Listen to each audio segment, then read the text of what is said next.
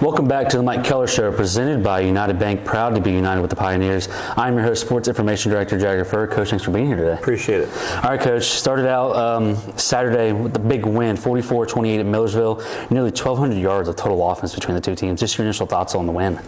I mean, obviously going on the road, PSAC East opponent, and get a victory, especially, as banged up and some of the things we've had to deal with, the adversity, 2 straight losses, to see the team to come back and respond and have a good week of practice and come out with a victory was a positive.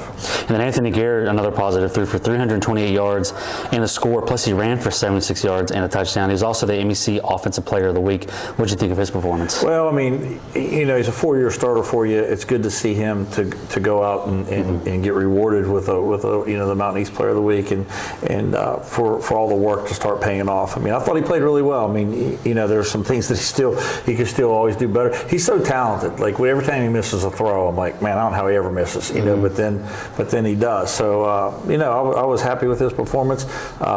We got a lot of games left. He needs to continue to perform that way. Yeah. And then Jeremiah King had his best day as a Pioneer. 103 rushing yards, 2 touchdowns on the ground. Also had 2 catches for 61 yards. What was working so well with him? Well, we ran a little third down route, and he caught it and split a safety. And Jeremiah's a complete back. I mean, he's good in pass protection. He's good running between the tackles. And he's good catching the ball in the backfield. Not the fastest guy I've ever seen. If you've seen him play on the little angle route, I teased him. I said one of the coaches said they're in the run. They were faster than you are, Jeremiah. But no, Jeremiah's been a very good back for us. He's a complete back. I think getting Xavier Wood back in a week, and we had a couple young kids come in and do some good things for us at the running back position. So that ought to be a productive position for us. And that's a storyline right there. And I think there's a lot with this past game. And one that really pops out is Arnett Thornhill. You're without your number 1 and your number 2 receiver. Thornhill's a guy who wasn't even on the 2 deep to start the season. Comes out, has 5 catches for 117 yards and a touchdown. How big was that for you all? Oh, it was big, and it was good to see. Arnett's a kid who works hard. I'm always on him because he's not the best blocker in the world.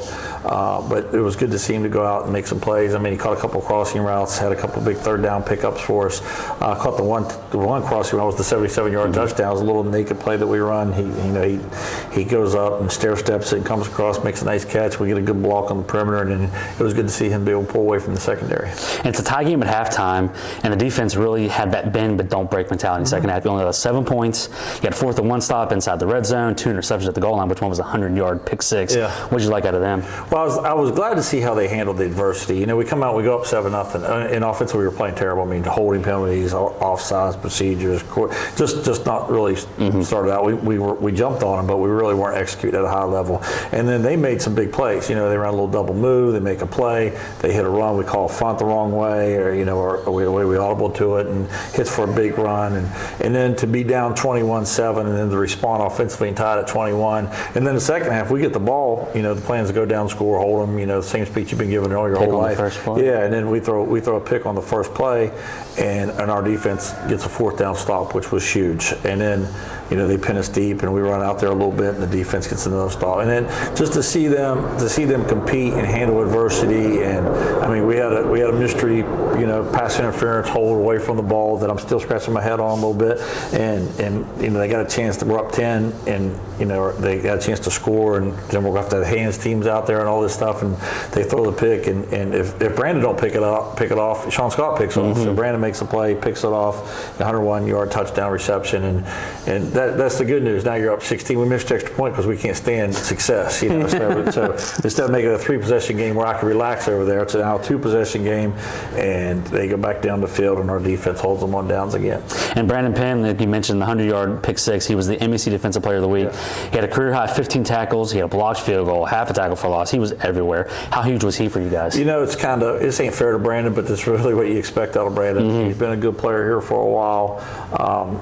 I can't tell you how many different teams I talked to at the next level who were interested and asked me about Brandon. But he's a little bit like Anthony this way. The plays I remember of Brandon is the tackles that he misses and the things that he doesn't do, because you expect him to be, so reliable for you. He's a super talented kid, great kid, and I was really happy to see. I thought he had a chance National Player of the Week with those type of stats. But for him to get Mountain East Player of the Week was, I'm happy for him. And the pressure, just watching the game, seemed to be more disrupted this week. You had the most QB hurries you've had all year. You recorded 3 tackles for loss. You take away that big run, like you mentioned, the defense really stood strong up front. How do you feel the front seven, or do you feel that they took a step forward this week? You know, with Jameer Diaz not being there, you're not seeing the sack numbers, but you're exactly right. The quarterback hurries, the pressures, the amount of times that I thought we made the kid throw off platform. You know, a lot of that leads to why they're turning the ball over. And the secondary's doing some of that. I played quarterback. It was 100 years ago now, but I played, and I know that I saw Peyton Manning, Tom Brady. I mean, all the guys who've ever played, when there's pressure in their face, it's a little bit harder to play than when you're throwing off that back foot instead of over that front foot. You're a different player. And I mean, you want to see the stats come up. You want to see him make more plays. You want to see him, but by the same token, the fact that they're able to put pressure on the quarterback and make him throw off platform, that's just sometimes as effective as a sack. And coming into the game, you were 0-2 in the year, and you mentioned the adversity earlier. You're trailing 21-7. You outscore them 37-7 after that. What's it say about your team and their grit? Oh, the team's, and I've been saying it, you know, sometimes you sound like just an idiot saying these things because you see them every day, you know, and then you lose and you're like, man, we got a good team. Man, we're tough for this. Man, you know, you want to see them be rewarded with some of the things that they're doing. And to see us to be down 21-7 on the road. I mean, Millersville had a great atmosphere. It was a really nice place to play. To see our kids come back, and we were killing ourselves. You know, the penalties. Come back, totally.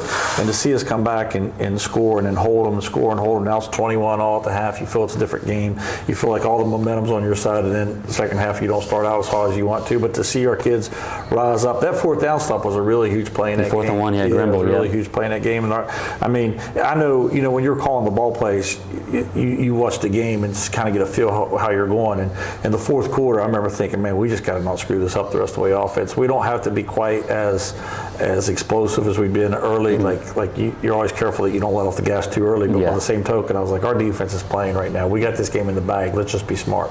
And we talked about it last week. You had over 400 yards of offense, and you only had 13 points. This week, you have over 600 yards of offense, and you're rewarded with 44 points. How rewarding was that for you? It is. I mean, we talked about red zone, all this. Sometimes that stuff's just circumstance. I mean, I love, you know, the fan. Oh, you got to do this where you got to score more. I'm like, I got it. You know, I'm with you on that. But no, but it's true. Like sometimes, like, I mean, I remember as a young coach, you know, we won a game 51-49, and later in that game later in that same season we won a game 14-0, and I felt those were our 2 best offensive games of the year. And I was a young OC at that time, and I was like, because we played situational ball, we played smart, we played complementary football. It's the whole idea is just to win the game. I mean, they're giving Brian Kelly all this, you know, for what he said, but what he said was exactly right. We're playing to win the football game. We're not trying to get stats. We're trying to win the game.